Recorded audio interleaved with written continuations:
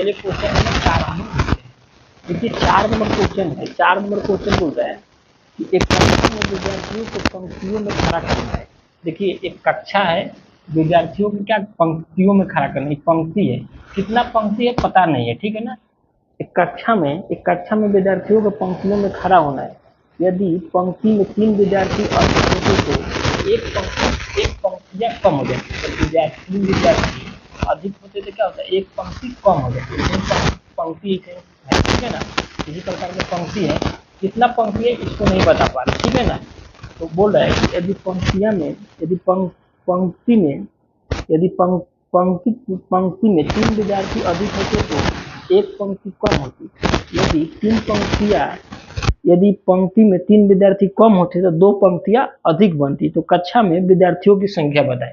मान के चलिए जैसे मान के लिए 6 ठो पंक्ति है, इसमें कितना हमको 5 विद्यार्थी को इसमें सजाना है, तो 5 विद्यार्थी को बैठाना है। तो 5 विद्यार्थी को बैठाना है तो कितना पंक्ति खींचेंगे, 1 2 3 4 5, और इसमें क्या करेंगे, गुना करेंगे तो नहीं निकल जाएगा। 6 25 30, टोटल कितना बैठा है 30 को। तो यही हम लोग से बोल रहा है। तो चलिए हम लोग क्वेश्चन को समझ रहे हैं।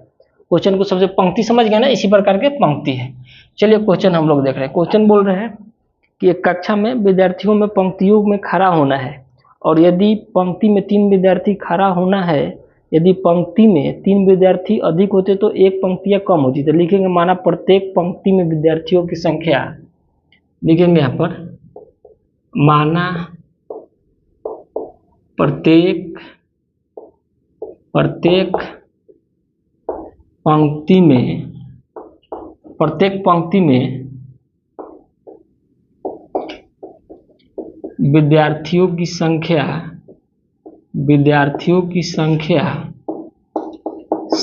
बराबर कितना, x। एक पंक्ति है, विद्यार्थियों की संख्या बराबर x तथा पंक्तियों की संख्या बराबर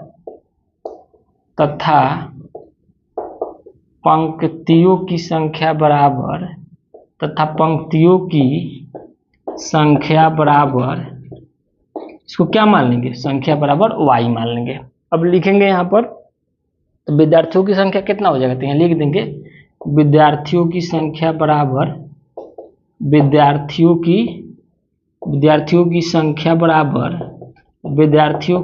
बराबर क्या हो जाएगा, x गुने y हो जाएगा, यानी x गुने y, यानी पंक्ति में कितना है, टोटल पंक्तियां कितना है। अब चलिए प्रश्न से चलेंगे। चलिए अब क्वेश्चन जो बोल रहा है उसी क्वेश्चन के अकॉर्डिंग चलेंगे। देखिए क्वेश्चन बोल रहा है कि एक कक्षा के विद्यार्थियों में पंक्तियों में खड़ा होना है। यदि पंक्ति में 3 विद्यार्थी अधिक होते तो एक पंक्तियां कम होती। एक कक्षा में एक पंक्ति में 3 विद्यार्थी, तो पंक्तियों में विद्यार्थियों की संख्या कितना, x। तो कह रहे 3 विद्यार्थी अधिक होते तो x + 3, तो पंक्तियां एक कम होती। तो पंक्तियों की संख्या कितना माने हैं, y, तो y - x, और टोटल कितना हो जाएगा, पंक्तियों के दोनों गुना कराएंगे तो कितना होगा, तो x गुने y। चलिए यहाँ से एक समीकरण हम लोग इसको निकाल रहे हैं। चलिए इसको एक समीकरण निकालिएगा तो इसको गुना करेंगे डायरेक्ट, तो xy से xy हो जाएगा, इसको गुना करेंगे तो -x हो जाएगा, xy से xy, x से फिर -1 में तो -x हो जाएगा, फिर इसको गुना करेंगे तो +3y हो जाएगा, इसमें गुना करेंगे तो -3 बराबर xy। देखिए इसको xy को इधर लाएंगे तो दोनों कट जाएगा, xy से xy कट गया। अब देखेंगे तो यहाँ आपका क्या हो जाएगा, यहाँ आपका हो जाएगा, देखिए माइनस के x और प्लस के 3y, -3y है तो इधर जाएगा, तो इधर क्या हो जाएगा, 3 हो जाएगा। देखिए समीकरण 1 हो गया। अब चलिए आगे क्वेश्चन हम लोग पढ़ते हैं। आगे क्वेश्चन क्या बोल रहा है, समीकरण 1 निकाल दिए ना, आगे क्वेश्चन देखिए।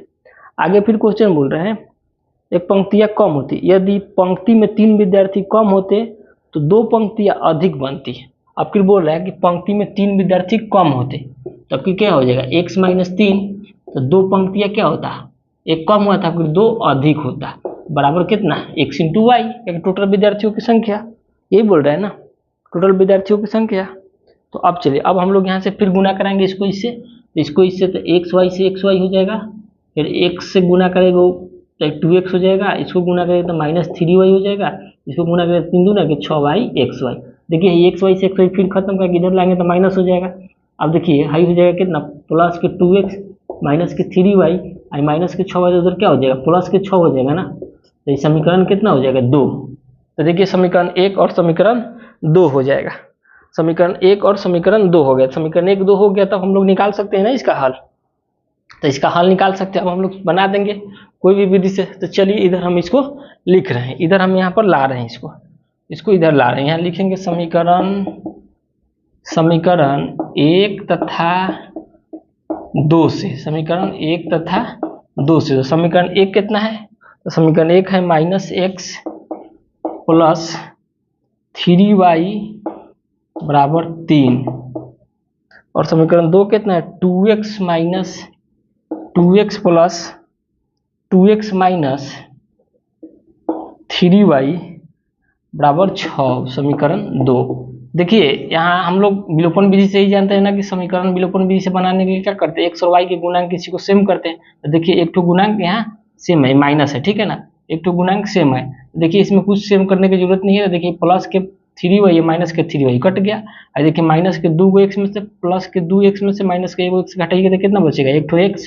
अब देखिए इसको जोड़ दीजिएगा 6 गो 3 गो 9 गो, तो x बराबर कितना आ गया 9 आ गया। अब लिखेंगे यहाँ पर x का मान समीकरण 1 में रखने पर, x का मान समीकरण 1 में रखने पर, तो समीकरण 1 कितना है, यही है ना, -x प्लस 3y बराबर 3। अब चलिए x का मान रख दीजिए, तो x बराबर कितना, तो x बराबर कितना 9 है, तो यहाँ रख देंगे ना x की जगह पर 9, तो यहाँ कितना हो जाएगा माइनस के 9, माइनस पर लेते हैं, अब प्लस 3y बराबर कितना 3, तो -9 है तो इधर जाएगा तो +9 हो जाएगा, 3y प्लस 3, इधर जाएगा तो -9 तो इधर +9, 3y बराबर कितना 9 3 12, तो y बराबर कितना हो जाएगा 12/3, तो 3 चौका 12, नहीं y बराबर कितना हो गया 4। तो x बराबर हमारा 9 आ गया और y बराबर कितना आ गया 4। चूंकि हम क्या माने, माना पंक्तियों के विद्यार्थियों की संख्या x माने, तब पंक्ति में विद्यार्थी कितना 9 हो गया, और पंक्तियों में कितना हो गया तो 4 हो गया। कुल विद्यार्थियों की संख्या पूछ रहा है, तो लिख देंगे विद्यार्थियों की संख्या बराबर, लिख दीजिएगा यहाँ पर विद्यार्थियों की संख्या बराबर, विद्यार्थियों की संख्या बराबर क्या होता है x इंटू वाई ना, तो x के मान कितना आया x 9 और y के मान कितना 4, तो 9 चौका 36, यही आंसर हो जाएगा, इसका यही आंसर हो जाएगा, ठीक है ना। तो ये ऐच्छिक प्रश्नावली का क्वेश्चन नंबर 4 था। चलिए इसको नोट करिए, हम लोग 5 नंबर देख रहे हैं। ऐसे ही बनाएंगे, 2 चर वाले रैखिक समीकरण युग्म से ऐसे ही बनाते हैं ना, इसी विधि से इसको हम लोग हल करेंगे।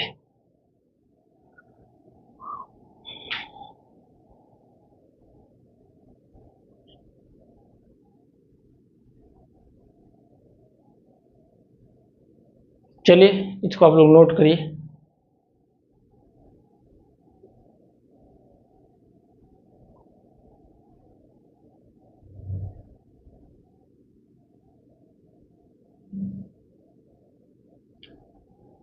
एक क्वेश्चन और हम लोग लेते हैं 5 नंबर। चलिए 5 नंबर हम लोग क्वेश्चन इसका देखते हैं, इसको मिटा रहे हैं, ठीक है। 5 नंबर चलिए क्वेश्चन देखते हैं इसका।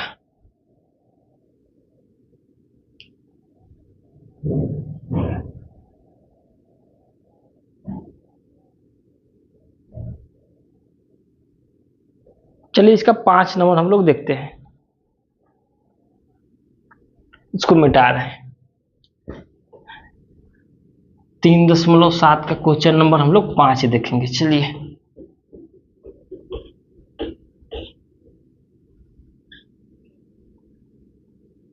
टोटल कितना विद्यार्थी हुआ, 36 विद्यार्थी होगा।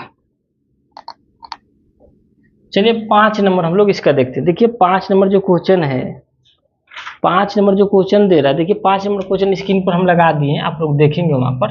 5 नंबर क्वेश्चन बोल रहा है कि एक त्रिभुज ABC में एंगल C बराबर दे रहा है 3B, एंगल C बराबर दे रहा है 3 एंगल B, और 2 बराबर दे रहा है angle 2 into angle A plus angle B दिया है त्रिभुज के। देखिए क्वेश्चन, देखिए यहाँ लिख देना, थोड़ा सा हिंट्स दे देना। देखिए क्वेश्चन दे रहा है कि त्रिभुज ABC, बाकी हम स्क्रीन पर लगा दें, त्रिभुज ABC में दे रहा है आप लोग को कि एंगल C बराबर दे रहा है 3 एंगल B, 3 एंगल B अब बराबर दे रहा है 2 angle A plus angle B है, तब बोल रहा है कि त्रिभुज के तीनों कोण ज्ञात करिए। देखिए क्वेश्चन हम ऊपर लगा दें, त्रिभुज के तीनों कोण ज्ञात कर लीजिए।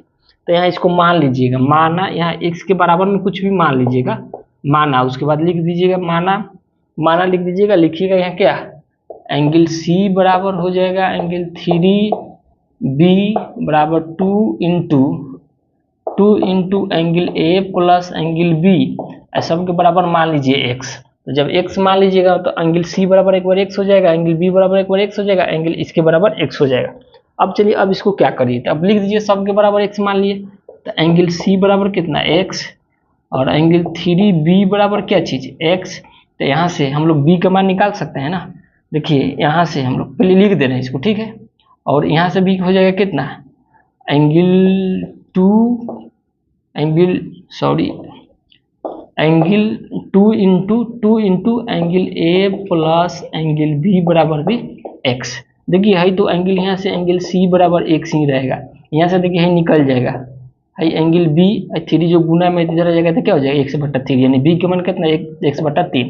यहाँ से हो जाएगा angle A plus angle B बराबर 2 में इधर आ जाएगा तो क्या हो जाएगा x/2। तो देखिए तो हम लोग एंगल C के भी मान निकाल लें, एंगल B का भी और एंगल A प्लस B का। तो अब यहाँ से हम तीनों त्रिभुज के कोण नहीं निकाल सकते हैं, तीनों बोल रहा था ना, ये बोल रहा है ना, तो बोल रहा है कि त्रिभुज के तीनों कोण ज्ञात कीजिए। तो चलिए हम लोग लिखेंगे यहाँ त्रिभुज के तीनों कोणों का योग 180 डिग्री होता है, तो हम लोग जानते हैं ना।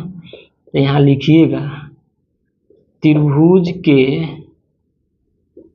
तीनों कोणों का योग 180 डिग्री होता है। हम लोग को पता है ये क्यों होता है, इसको 9th क्लास में इसको प्रूव करें हम लोग, देख लीजिएगा। चलिए तो हम लोग चलिए लिखते हैं। सबसे पहले एंगल A प्लस B लिख दे रहे हैं, क्योंकि एंगल A प्लस B के मान दिया है x/2, तो यहाँ लिख देंगे angle A plus angle B और प्लस एंगल C बराबर कितना 180 डिग्री।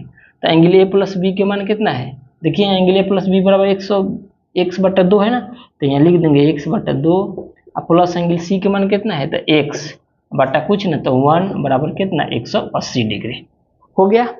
इसको हम लोग ऐसे ही बनाएंगे ना 180 डिग्री। अब देखिए इसको एलसीएम ले लीजिएगा तो कितना हो जाएगा, तो 2 और 1 का एलसीएम लीजिएगा तो 2 हो जाएगा, 2 एकम 2 तो 1 से कम 100, और 1 दूना के 2 तो ऊपर जाएगा क्या हो जाएगा 2x से गुना हो जाएगा बराबर 180। तो 2 को 1 से 1 x 3x बराबर कितना 2 बराबर 180।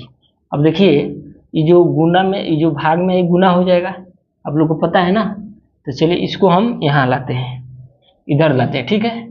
तो हम यहाँ से क्या ला दिए कि 3x/2 बराबर कितना 180। अब इसको हम लोग क्या करेंगे, तो 3x बराबर भाग वाला गुना में चला जाएगा 180 गुने 2, x बराबर कितना हो जाएगा 180 इंटू 2 और बटा में कितना 3। एक गुना वाला भाग में आता है, भाग वाला गुना चला जाता है, इसको काटिएगा तो 3 छक 18, तो 60 दूना के कितना 120 डिग्री। तो 120 डिग्री x किसका मान था, C का, तो यहाँ से C का मान निकल गया 120 डिग्री। अब हमको निकालना है एंगल B का, तो एंगल B हमारा कितना है, तो एंगल B यही है ना x/2 x/3, तो x/3 तो रख दीजिए, तो x का मान कितना 120 और बटा में 3, 3 चौका 12 यानी 40 डिग्री। और एंगल C तो हम लोग निकालिए, C बराबर x डिग्री बराबर हम लोग निकालिए 120 डिग्री। अब हमको निकालना है किसका, एंगल B का निकालने, एंगल C का, एंगल A का। तो एंगल A का निकालने के लिए क्या है, angle A plus B, angle A plus B बराबर कितना है x/2, तो x/2 तो यहाँ रख दीजिए, यहाँ आप रख दीजिएगा तो किसका मान, किसी के एक ठो का मान रख दीजिए ना। तो यहाँ से आप रख देंगे तो angle A plus angle B, x के जगह पर 120 डिग्री रखेंगे ना, C के मान हम लोग निकाल चुके थे, 120 बटा कितना 2 तो कितना 60।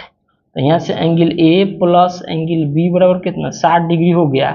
तो हमको किसका मान निकालना है, एंगल A का मान निकालना है।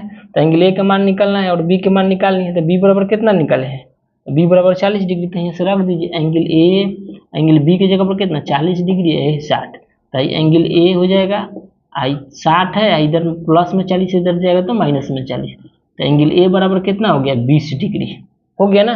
तो इसलिए हम लोग निकाल लिए ना, तो चूंकि हम लोग यहाँ से निकाल के दिखा दिए ना, तो इसलिए हम लोग यहाँ लिख सकते हैं, यहाँ लिख लीजिएगा इधर, चूंकि एंगल A बराबर कितना निकाले 20 डिग्री और एंगल B बराबर कितना निकाले, देखिए एंगल A बराबर 20 डिग्री, एंगल B बराबर कितना निकाले हैं तो 40 डिग्री।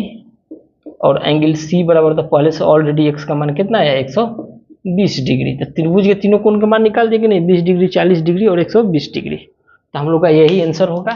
वीडियो को यहीं पर स्टॉप करते हैं। वीडियो हमारा अच्छा लगेगा तो जरूर आप लोग लाइक कमेंट शेयर जरूर करिए और सब्सक्राइब करिए, अपने दोस्तों के बीच बताइए। चैनल के नाम है सिंघन ऑनलाइन क्लासेस, सिंघन ऑनलाइन क्लासेस।